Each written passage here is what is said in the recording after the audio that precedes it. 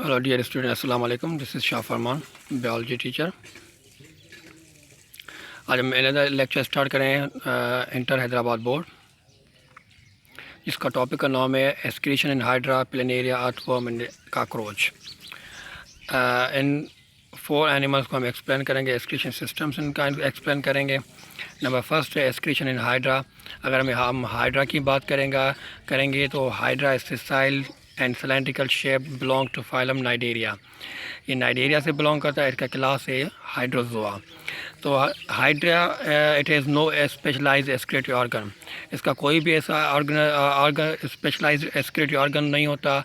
So the through the diffusion occurs through the body surface. इसका जो excretory system excretion हो जाती है बॉडी की, वो through the body surface, through the process called diffusion के दौरान इसका एक्सक्रीटरी प्रोडक्ट बाहर निकल जाता है।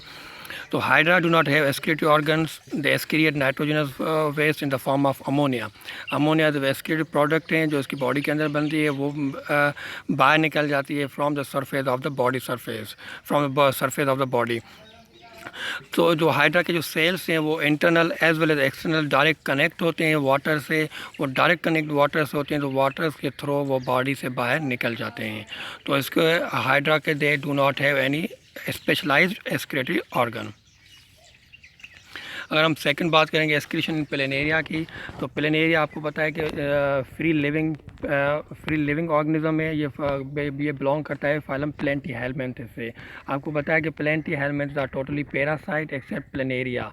Planaria is a free living having a tubular excretory system consist of 2 longitudinal tubules and present each side of the body. अब इसके बाद इसका क्या होता है कि एक्सक्रीटरी ऑर्गन जो मौजूद होता है, जिसको हम बोलते हैं प्रोटोनेफ्रिडिया और फ्लेम सेल भी इनको हम बोलते हैं। अब ये प्रेजेंट होते हैं each side of the body. Longitudinal tubules मौजूद होते हैं from the two the each side of the body.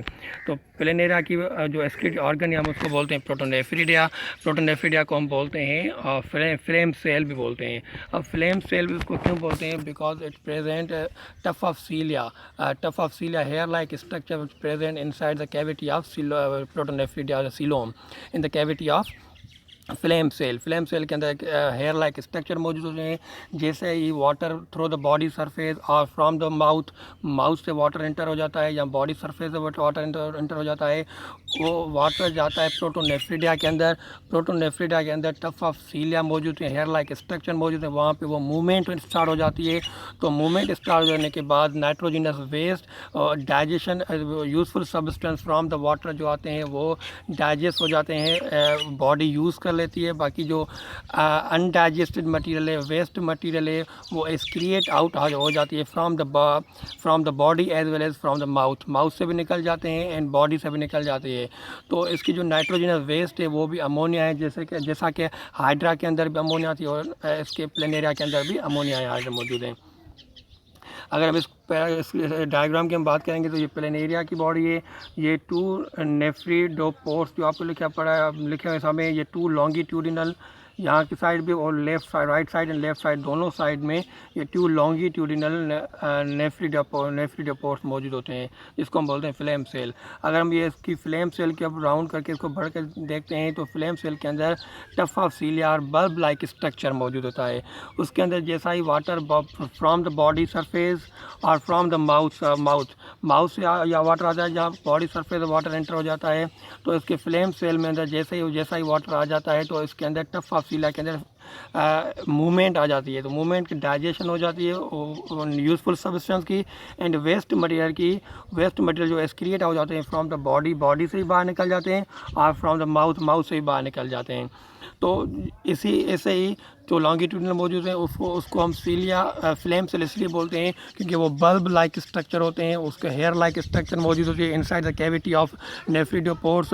वो टफ ऑफ द सीलिया मौजूद होते हैं जो कि डाइजेस्टिव सिस्टम जो कि हमारा वो यूजफुल सब्सटेंस को डाइजेस्ट करते हैं और उसको वेस्ट मटेरियल को एक्सक्रीट आउट करते हैं फ्रॉम द बॉडी। अब उसके बाद है एक्सक्रीशन इन अर्थवर्म।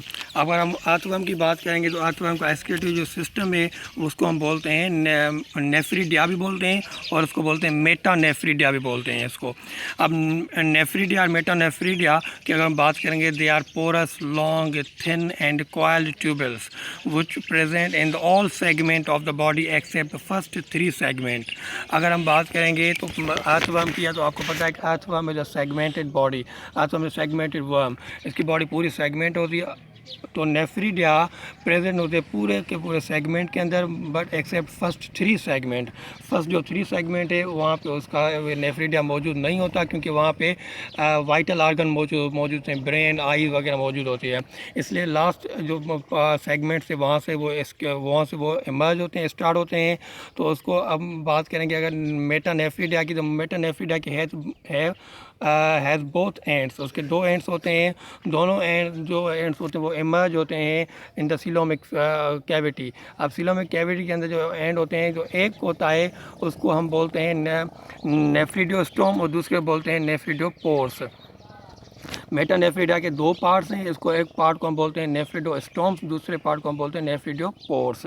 अब जो नेफ्रिडोस्टोम है वो इंटर होते हैं in the cavity of the earthworm, earthworm body की कैविटी इनसाइड होते हैं, जो कि पूरे nitrogenous substance from the body वो एक्सक्रिएट सक आउट करते हैं, एक्सक्रिएट करते हैं, सक करते हैं। वो जो नाइट्रोजिनस वेस्ट है वो बाहर निकलते हैं, स्टोर होते हैं इन द ब्लैडर के अंदर। अब ब्लैडर के अंदर जैसे ही वो स्टोर हो जाते हैं, तो फिर ब्लेंडर जब फिलअप हो जाता है तो ब्लेंडर से अनदर ओपनिंग जो मेटानेफ्रीडिया की जो ओपनिंग है, जिसको हम बोलते हैं नेफ्रिडियोपोर्स, विच आउटसाइड फ्रॉम द बॉडी, वो उसको वेस्ट मटेरियल को वो बाहर निकालते हैं नेफ्रिडियोपोर्स। अब नेफ्रिडियोस्टोम जो है वो इनसाइड द बॉडी जो सक करते हैं nitrogenous waste from the body, from the coelomic fluid, वो लेके सीधा ब्लेंडर की तरफ आता है। ब्लेंडर जब फिलअप हो जाता है तो ब्लेंडर से वो नेफ्रिडियोपोर्स वो बाहर निकालने में हेल्प देते हैं, तो excrete out from the body, तो उसको हम बोलते हैं नेफ्रिडियोपोर्स। अब अगर इसकी डायग्राम की हम देखेंगे तो नेफ्रिडियोस्टोम्स इनसाइड द बॉडी, ये इनसाइड द बॉडी जो मौजूद है इसको बोलते हैं नेफ्रिडियोस्टोम्स। ये पूरा यहाँ पे बॉडी में जो भी ये कैविटी है बॉडी की, अथवा की कैविटी है, जो भी यहाँ पे नाइट्रोजिनस वेस्ट होते हैं, यहाँ पे ये सक हो जाने के बाद ये पूरा इसके अंदर वेस्ट मटेरियल भी एब्जॉर्ब करता है, as well as useful substance भी एब्जॉर्ब करता है, क्योंकि यूज़फुल सब्सटेंस ये बाद में ब्लेंडर के अंदर ताकि रीएब्जॉर्प्शन हो सके, तो रीएब्जॉर्प्शन के लिए ये यूज़फुल सब्सटेंस भी सक करते हैं। तो उसके बाद ये पूरे ब्लेंडर के अंदर चले जाते हैं। ब्लेंडर के अंदर ये पूरा के अंदर रेक्टम के अंदर ये उसके अंदर ब्लेंडर के अंदर स्टोर हो जाता है। ये जो ब्लेंडर के अंदर ये स्टोर हो जाता है, इसका नाइट्रोजिनस वेस्ट और वेस्ट मटीरियल। जैसे ही ये वेस्ट मटीरियल ये ब्लेंडर फिलअप हो जाता है, फुल हो जाता है, तो यहाँ पे एक अनदर ओपनिंग स्टार्ट निकलती है, जिसको हम बोलते हैं नेफ्रिडियोपोर्स। अब नेफ्रिडियोपोर्स ये from the outside of the body, ये ओपनिंग है जो आउटसाइड ऑफ द बॉडी, यहाँ पे ये वेस्ट मटेरियल यहाँ पे ये निकल जाते हैं, यहाँ पे सॉइल में और वाटर में निकल जाते हैं। तो हम इसको बोलते हैं, इस डायग्राम की, ये डायग्राम जो है ये अर्थवर्म की डायग्राम है। ये nephridiostome inside the body and nephridiopores outside the body. उसके बाद एक्सक्रीशन इन कॉकरोच। अगर हम बात करेंगे काकरोच की, तो काकरोच के जो एक्सक्रीटिव ऑर्गन्स हैं वो उसको हम बोलते हैं मेल पिजन ट्यूबल्स। अब मेल पिजन ट्यूबल्स के बाद अगर हम पहले हम बात करेंगे तो काकरोच जो है and cockroach excretion and water balance are interlinked in all the arthropods. आपको पता है cockroach belong to arthropods, phylum arthropods के इसके बिलोंग होता है। इसका अंदर एक्सक्रीटी एंड वाटर बैलेंस मतलब ऑस्मो रेगुलेशन, इस दोनों का इंटरलिंक्ड बिटवीन है। तो nitrogenous waste from the protein metabolism, इसका जो नाइट्रोजनस वेस्ट है वो प्रोटीन मेटाबॉलिज्म से are collected by 2 pair of Malpighian tubules. अब जो इससे कलेक्टेड होते हैं 2 pair of Malpighian tubules, वो 2 पेयर मेल पिजन ट्यूबल्स होते हैं, बोथ इंटर होते हैं at the gut of mid gut and hind gut. जो mid gut and hind gut में जो इंटर हो जाते हैं, फिर वो क्या करते हैं कि हेमोलिम्फ और the body cavity of the cockroach, body cavity of cockroach में हो जाती है, वो सारा का सारा क्या करते हैं, वो सक करते हैं, वो जो nitrogenous waste from in the body में बनते हैं in the form of uric acid, semi solid uric acid में जो यूरिक एसिड बन जाता है वो सक करते हैं from the cavity of the cockroach. कौन? Malpighian tubule from the mid gut and the hind gut. अगर हम बात करेंगे जो सेल्स होते हैं मेल पिजन ट्यूबल्स के, वो एब्जॉर्ब करते हैं वेस्ट मटेरियल के and some useful materials. Waste material भी एब्जॉर्ब करते हैं एंड सम यूज़फुल मटेरियल भी एब्जॉर्ब करते हैं। वो सब क्या करते हैं, वो क्या करते हैं कि डिस्चार्ज करते हैं inter rectum. Rectum is the last opening where store some time uric acid. अब रेक्टम के अंदर जो स्टोर हो जाता है सम टाइम के लिए, कुछ वक्त के लिए, वहाँ पे क्या होती है कि जो यूज़फुल सब्सटेंस एब्जॉर्ब करते हैं ये मेल पिजन ट्यूबल्स, उस यूज़फुल सब्सटेंस इसीलिए एब्जॉर्ब करते हैं ताकि reabsorption of salt and water हो सके।